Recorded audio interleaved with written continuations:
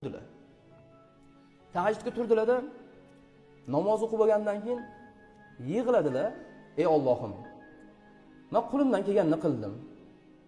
Endi qalb seni qo'lingda ekanda nima qilay? Bu bolamni o'zgartira olmadim. Qalblar seni qo'lingda. Sendan so'rayman, bolamga hidoyat bergin, tavfiq bergin. Seni yo'lingda yurishini, qiyomat kuni bu bilan birga jannatda ko'rishishni orzu qilaman. Men qiynalib qolaman, o'zim jannatda-yu, bolam jahannamga tushib ketib qolsa.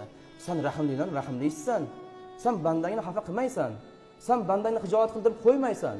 Sen bandangning duosini ijobat qilasan, chunki Qur'onda aytgansan, duoingizni ijobat qilaman deb. Men senga duo qilaman, o'g'limni senga topshirdim.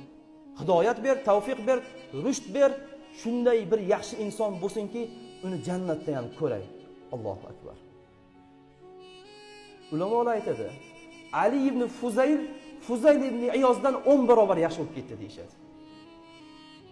Fuzayl ibn Iyozni Abdulloh ibn Muborak ta'rif etdi.